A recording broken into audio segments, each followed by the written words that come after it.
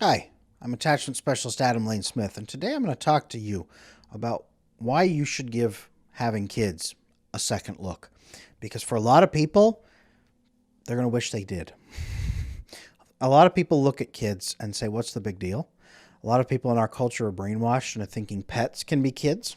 A lot of people in our culture think that having kids is just a burden. And sometimes people are terrified to have kids. I'm going to tell you why it's a great thing to have kids and why I think most people, most, should have kids. So let's dive right in. Number one, let me get this off the table. Pets are not children. Pets do not fulfill the same purpose as children. Pets are a weird little adaptation that we can use to temporarily alleviate the symptoms of needing kids and that biological need, biological drive to have children and to have grandchildren, both. Pets alleviate that. Pets are not the same. Pets are not your children. You do not have a fur baby. You don't have a dog child. And you are not a dog grandparent. I have seen those bumper stickers. They are horrific. Please don't do that. These are compensations. These are copes. They are not actually real. Why? Why have children? Why are children not pets? What's different? Well, your pet is not an animal. A human being is different from an animal. What do we have? We have reason. We have dignity. Dignity and wisdom and virtue. Dignity, wisdom, and virtue. These are the three things a human possesses that an animal does not. A human has dignity. We are a living being capable of reason. We have wisdom. We are capable of discerning differences, and we are capable of figuring out what that means. We are a higher functioning being with wisdom and rationality, and we have virtue. We can choose to do good instead of doing wrong. Animals do not have this. Humans also can create a legacy, a living legacy that will outlive you. Now, yes, you could get a pet turtle or a tortoise or a koi fish that might live for 200 years. That turtle will not carry on the impact of your life. Because we humans are called to create something that matters. We are called to fulfill the needs of others, to leave an imprint, to make something purposeful for the reason that we were alive. To say, I was here, and there was meaning to my pain and meaning to my struggle. Pets do not do this. Animals do not do this. Money does not do this. Wealth does not do this. The only thing that does this is human impacts. The world is made better and the human race was made better by my existence. Now, for most people, the easiest one of this to understand is descendants, biological descendants and or adopted descendants. Children. Children is the most biologically basic thing that an animal even could do, and it is baked into our DNA to crave it, to crave children. I am not saying every person on earth should have children, nor am I saying that every person must have children to have meaning in their life. But it is the easiest one for us to understand, is to create a system of love and kindness and good, positive human impact. There's also another piece, is when someday you will get old. People have lots and lots and lots of pets forget that someday they will get old. Their family will die, and they will be alone in an apartment with a bunch of animals. And that sounds at first like, oh, well, but not oh, well. Not when it's 10 or 20 years of oh, well. Of animals who are nice, but they are perpetual infants. Because animals are perpetual 1-year-olds. When you are 75 years old and you need help, five perpetual 1-year-olds will not give you the help you need. They can give you comfort, but it is empty comfort because it will not go anywhere. Your animals will not take your love and use it to build something or use it to become better or use it to achieve or use it to make something. They will not build a legacy, and they also will not care for you in your old age. So someday someone will have to care for you. If you don't have children, then a basic piece of this is that the government is going to have to take care of you. Somebody you don't know and don't love and doesn't love you is going to have to take care of you. Or you will be alone, living in a box somewhere. You'll be shoved into a care facility. You'll be shoved into low-income housing. You will be stuck alone with nobody who loves you. watching your family dwindle one by one as the old people die. Now, is it enough to have kids just because you want meaning in your life? Is it enough to have kids just so that when you get old, someone will take care of you? No, these are the most basic arguments that I can come up with. Because having kids provides so much warmth, love, care.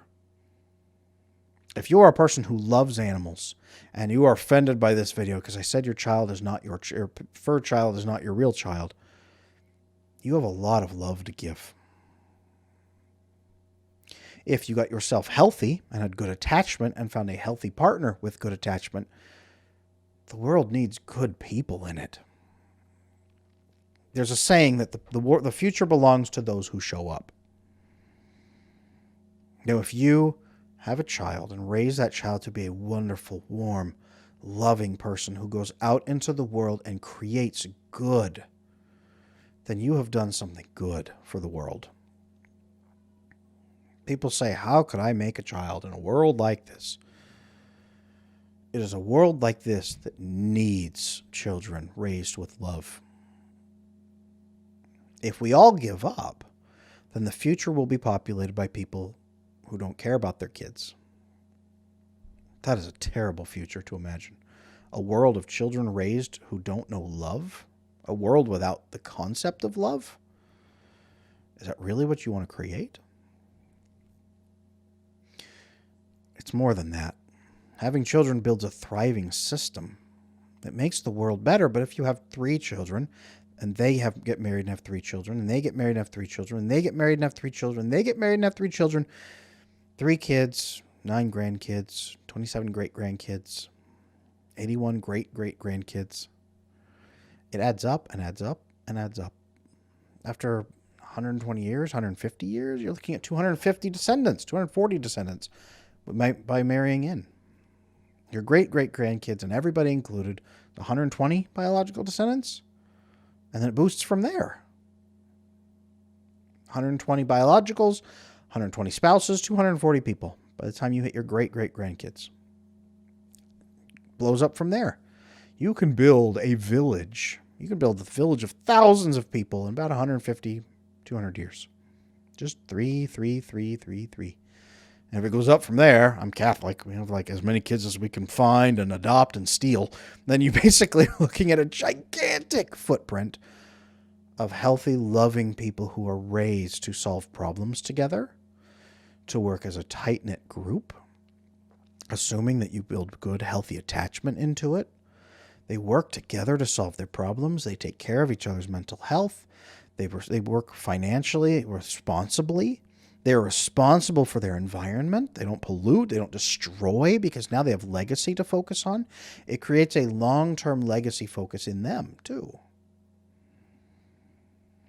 The last reason I can give you, second to last, is that children cement a healthy marriage. You should not have kids to fix a marriage.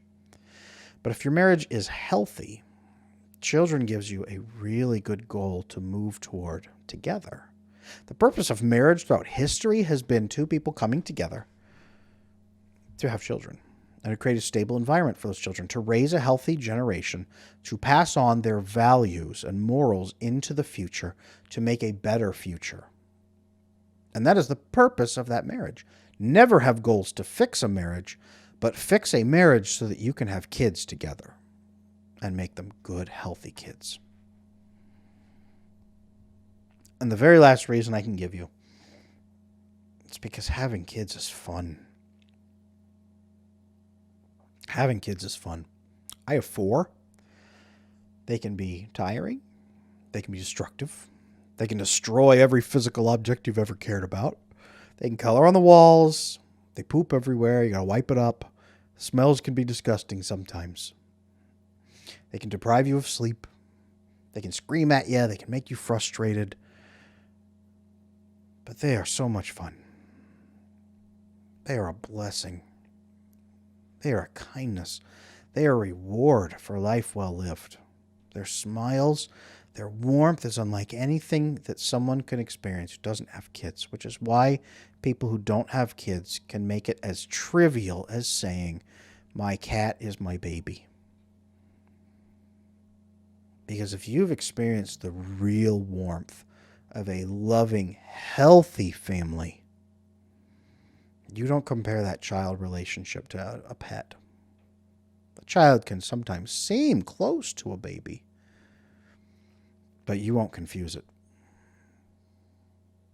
There is nothing on earth like having a child that loves you and you love them and you share that bond. It equals a deep romance. It equals the effect of falling in love. Because you don't just love your kids, you do. You do fall in love with them over time more and more. And you overcome problems together. And you build a system, a healthy family, and you can watch them be happy and thrive, and you feel that joy in your heart that is unlike anything else. A lot of parents will tell you that life began when they had children. That everything before that was just an introduction. And that sounds like someone who's lived an awful life, who is overcompensating by having kids, but it really is because it changes the focus. Biologically, it kicks you over into parent role instead of wandering single. It kicks you into legacy. It kicks you into purpose and meaning and taking care of yourself and giving love and fixing your ability to give love and fixing your ability to feel joy so that you can deepen the good experience of this human being that you have to take care of and build and thrive and look forward to life with for the rest of your life, hopefully. And then you want more kids. Then you can't wait to experience it when they have kids and grow up with their grandkids and share that. You can't wait for each day. Now, all of these are selfish reasons that a person should have a child. But all of them deepen the experience that that child should have if you do them right.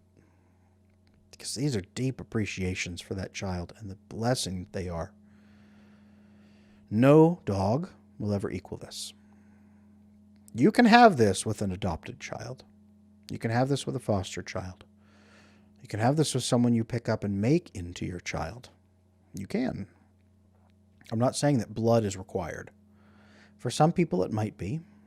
For some people it's not. I'm not saying that this is absolutely right for every person in every circumstance and that everybody should go out and forced to have children. I'm certain I'll get those arguments that I am a forced natalist, a coercive natalist. I'm sure I'll get that. Leave me a comment. Coercive natalist. Do it. Go ahead. But it is wonderful to have children.